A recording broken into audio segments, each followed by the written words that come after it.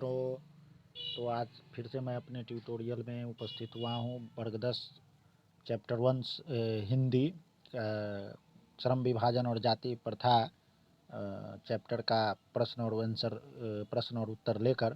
तो चलिए आते हैं अपने टॉपिक पर। आप लोग चैनल को सब्सक्राइब कीजिए, लाइक कीजिए, शेयर कीजिए। आते हैं अपने टॉपिक पर। पहला प्रश्न है, श्रम विभाजन और जाति प्रथा का लेखक किस विडंबना की बात करते हैं? विडंबना का स्वरूप क्या है? लेखक महोदय, आधुनिक युग में जातिवाद के पोषकों की कमी नहीं है, जिसे विडंबना कहते हैं। विडंबना का स्वरूप यह है कि आधुनिक सभ्य समाज कार्य कुशलता के लिए श्रम विभाजन को आवश्यक मानता है। चूंकि जाति प्रथा भी श्रम विभाजन का ही दूसरा रूप है, इसलिए इसमें कोई बुराई नहीं है। लेखक किस विडंबना की बात करते हैं? विडंबना का स्वरूप क्या है? उत्तर, लेखक महोदय, आधुनिक युग में भी जातिवाद के पोषकों की कमी नहीं है, जिसे विडंबना कहते हैं। विडंबना का स्वरूप यह है कि आधुनिक सभ्य समाज कार्य कुशलता के लिए श्रम विभाजन को आवश्यक मानता है। चूंकि जाति प्रथा भी श्रम विभाजन का ही दूसरा रूप है, इसलिए इसमें कोई बुराई नहीं है। जातिवाद के पोषक उसके पक्ष में क्या तर्क देते हैं? नेक्स्ट क्वेश्चन प्रश्न है, जातिवाद के पोषक उसके पक्ष में क्या तर्क देते हैं? उत्तर है, जातिवाद के पोषक जातिवाद के पक्ष में अपना तर्क देते हुए उसकी उपयोगिता को सिद्ध करना चाहते हैं। जातिवाद के पोषक जातिवाद के पक्ष में अपना तर्क देते हुए उसकी उपयोगिता को सिद्ध करना चाहते हैं। जातिवादियों का कहना है कि आधुनिक सभ्य समाज कार्य कुशलता के लिए श्रम विभाजन को आवश्यक मानता है। क्योंकि श्रम विभाजन भी जाति प्रथा का ही दूसरा रूप है, इसलिए श्रम विभाजन में कोई बुराई नहीं है। जातिवादी समर्थकों का कहना है कि माता पिता के सामाजिक स्तर के अनुसार ही, यानी गर्भधारण के समय से ही मनुष्य का पेशा निर्धारित कर दिया जाता है। हिंदू धर्म पेशा परिवर्तन की अनुमति नहीं देता, भले ही वह पेशा अनुपयुक्त या अपर्याप्त ही क्यों न हो। भले ही उससे भूखों मरने की नौबत आ जाए, लेकिन उसे अपनाना ही होगा। जातिवादियों का कहना है कि परंपरागत पेशे में व्यक्ति दक्ष हो जाता है और वह अपना कार्य सफलतापूर्वक संपन्न करता है। जातिवादियों ने जातिवाद के समर्थन में व्यक्ति की स्वतंत्रता को अपहृत कर सामाजिक बंधन के दायरे में ही जीने मरने के लिए विवश कर दिया है। उनका कहना है कि इससे सामाजिक व्यवस्था बनी रहती है और अराजकता नहीं फैलती। जातिवाद के पक्ष में दिए गए तर्कों पर लेखक की प्रमुख आपत्तियां क्या है? जातिवाद के पक्ष में दिए गए तर्कों पर लेखक की प्रमुख आपत्तियां क्या है? जातिवाद के पक्ष में दिए गए तर्कों पर लेखक ने कई आपत्तियां उठाई है जो चिंतनीय है। लेखक के दृष्टिकोण में जाति प्रथा गंभीर दोषों से युक्त है। जाति प्रथा का श्रम विभाजन मनुष्य की स्वेच्छा पर निर्भर नहीं करता। मनुष्य की व्यक्तिगत भावना या व्यक्तिगत रुचि का इसमें कोई स्थान या महत्व नहीं रहता। आर्थिक पहलू से भी अत्यधिक हानिकारक जाति प्रथा है। जाति प्रथा मनुष्य की स्वाभाविक प्रेरणा, रुचि व आत्मशक्ति को दबा देती है, साथ ही अस्वाभाविक नियमों में जकड़कर निष्क्रिय भी बना देती है।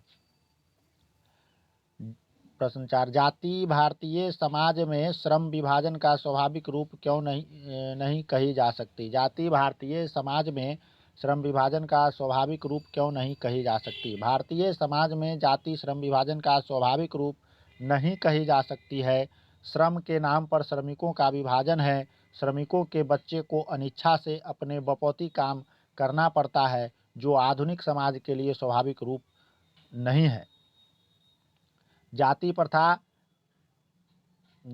प्रथा भारत में बेरोजगारी का एक प्रमुख और प्रत्यक्ष कारण कैसे बनी हुई है? जाति प्रथा भारत में बेरोजगारी का एक प्रमुख और प्रत्यक्ष कारण कैसे बनी हुई है? जाति प्रथा मनुष्य को जीवन भर के लिए एक ही पेशे में बांध देती है, भले ही पेशा अनुपयुक्त या अपर्याप्त होने के कारण वह भूखों मर जाए।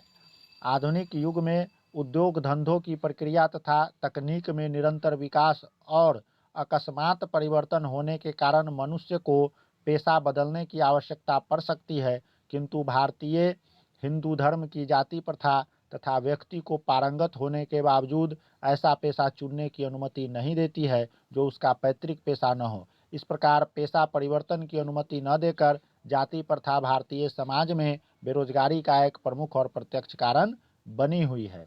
लेखक आज के उद्योगों में गरीबी और उत्पीड़न से भी बड़ी समस्या किसे मानते हैं और क्यों? लेखक आज के उद्योगों में लेखक आज के उद्योगों में गरीबी और उत्पीड़न से भी बड़ी समस्या किसे मानते हैं और क्यों लेखक आज के उद्योगों में गरीबी और उत्पीड़न से भी बड़ी समस्या जाति प्रथा को मानते हैं? जाति प्रथा के कारण पेशा चुनने में स्वतंत्रता नहीं होती, मनुष्य के व्यक्तिगत भावना तथा व्यक्तिगत रुचि का इसमें कोई स्थान नहीं होता।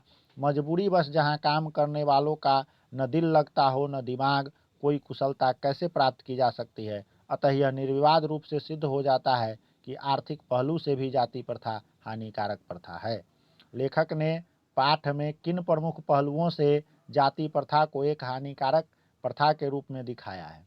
जाति प्रथा के कारण श्रमिकों का अस्वाभाविक विभाजन हो गया है, आपस में ऊंच नीच की भावना भी विद्यमान है। जाति प्रथा के कारण अनिच्छा से पुश्तैनी पेशा अपनाना पड़ता है, जिसके कारण मनुष्य की पूरी क्षमता का उपयोग नहीं होता। आर्थिक विकास में भी जाति प्रथा बाधक है। सच्चे लोकतंत्र की स्थापना के लिए लेखक ने किन विशेषताओं को आवश्यक माना है? सच्चे लोकतंत्र की स्थापना के लिए लेखक ने किन विशेषताओं को आवश्यक माना है? डॉक्टर भीमराव अंबेडकर ने सच्चे लोकतंत्र की स्थापना के लिए निम्नांकित विशेषताओं का उल्लेख किया है। सच्चे लोकतंत्र के लिए समाज में स्वतंत्रता, समानता और भ्रातृत्व भावना की वृद्धि हो। समाज में इतनी गतिशीलता बनी रहे कि कोई भी वांछित परिवर्तन समाज के एक छोर से दूसरे छोर तक संचालित हो सके। समाज में